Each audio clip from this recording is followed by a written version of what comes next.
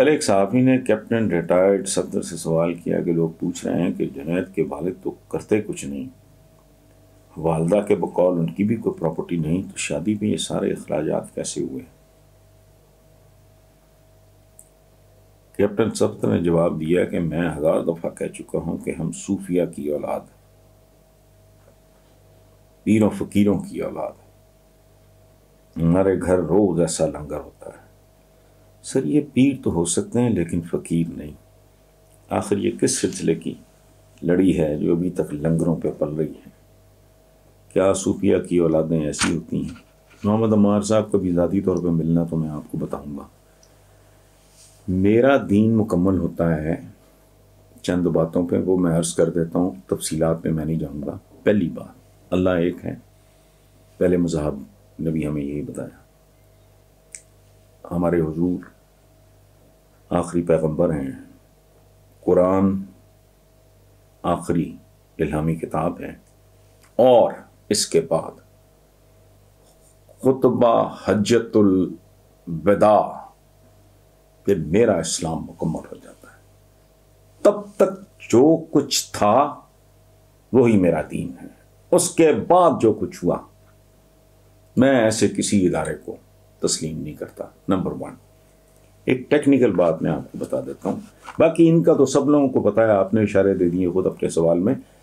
ان کا ایک بات جو آپ ٹیکنیکلی غلط لکھے ہیں کہ یہ پیر تو ہو سکتے ہیں لیکن فقیر نہیں، کہنا دراصل آپ یہ چاہتے ہیں کہ یہ پیر تو ہو سکتے ہیں گداگر نہیں۔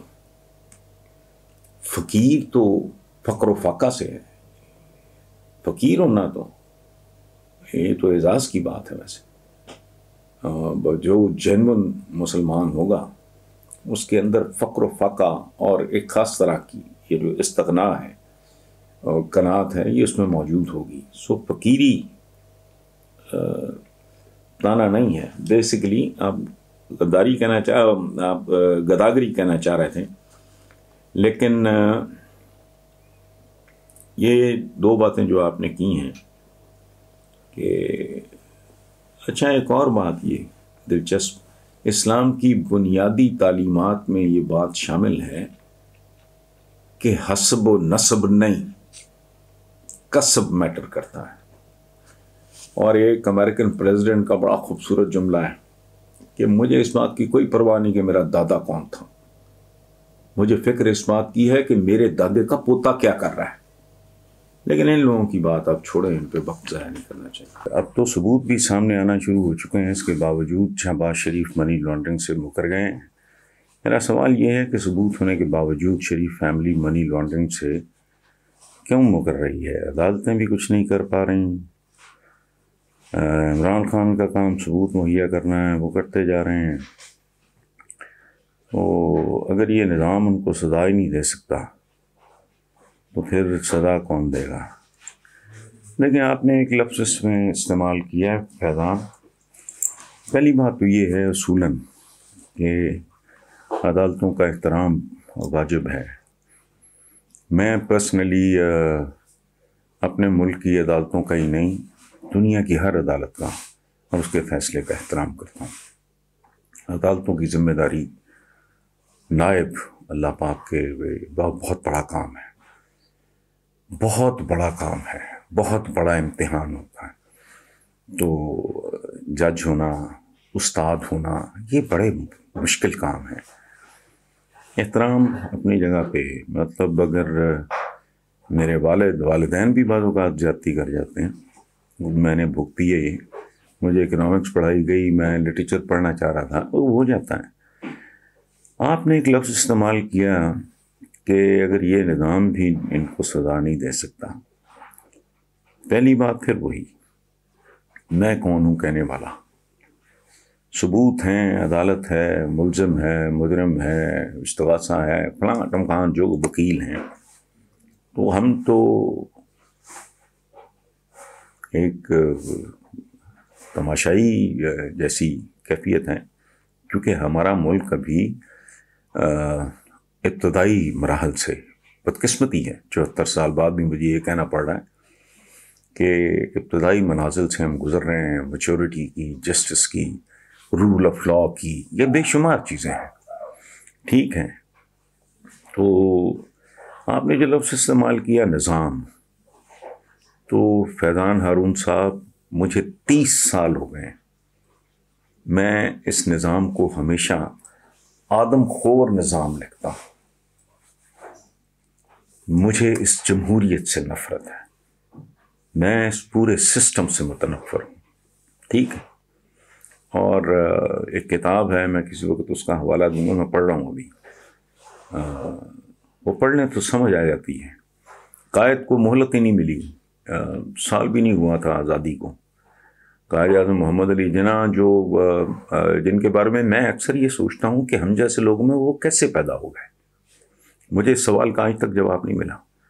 ایک ایسا آدمی جس کے حریف وہ بھی کہتے تھے کہ ہی از انپرچیزبل، ہی از انکرپٹیبل. مزہ تو پھر آتا ہے نا اس لیول پہ اگر بندہ ہو.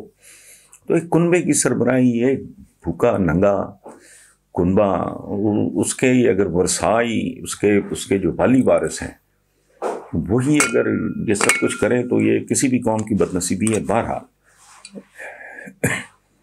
جب تک یہ نظام موجود ہے اس سے بہت زیادہ خیر کی توقع نہ رکھیں. اس سے زیادہ میں کچھ کہوں گا تو وہ پھر مجھے پہلے ہی کہتے ہیں یہ جمہوریت دشمن ہے، یہ فلانا ہے، اور میں کہتا ہوں ظالم و جمہوریت ہو تو میں اس کے لیے جان بھی دے دوں. یہ شیم ڈیموکریسی بھی نہیں، یہ پیروڈی ہے ڈیموکریسی کی. یہ پورا کا پورا نظام، یہ اسمبلیوں میں عوام کی نمائندگی کون سے عوام؟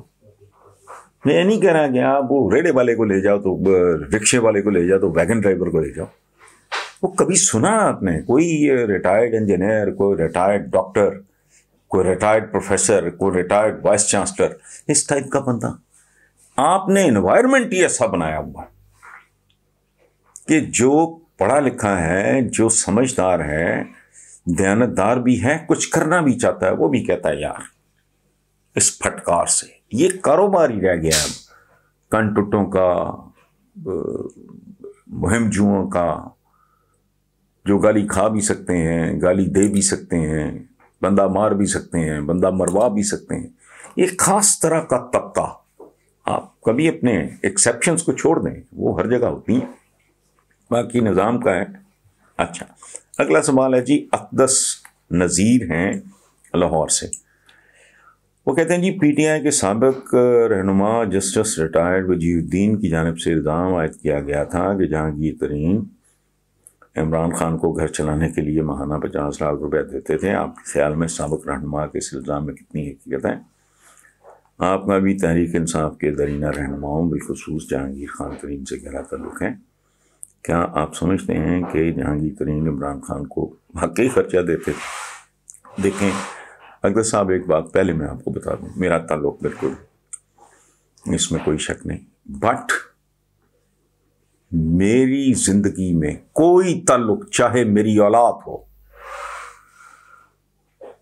چاہے میری اولاد ہو، میری انٹیگریٹی کی کاسٹ پہ نہیں ہو سکتا. میں رائٹ آف کر دوں گا. میرے لیے ہر تعلق ثانوی ہے. سب سے پہلے بندے کا ضمیر ہوتا ہے، اس کی خودداری ہوتی ہے، اس کی عزت ہوتی ہے. اور یہ امی محاورہ نہیں ہے، ریالٹی ہے، روز دیکھتے ہیں ہم. یہ جان تو آنی جانی ہے، اس جان کی تو کوئی بات نہیں. جو مرضی کر لو، 100 سال زندہ رہ لو گے، 200 سال، کیا ہے؟ نہیں، not at the cost of my integrity. میرے لیے وہ میرا دین ہے. ٹھیک ہو گئی بات؟ اچھا، تعلق بالکل ہے. اور ایک بات میں آپ کو بتاؤں، یہ بہت ناجائز ہوگا، بہت گھٹیا پن ہوگا کہ جہانگیر ترین صاحب کی تردید کے بعد بھی کوئی بندہ یہ سوچے. اس کی وجہ ہے جہانگیر ترین کے تعلقات تو کب کے اجڑ چکے ہو. اچھا، دیٹس ناٹ امپورٹنٹ.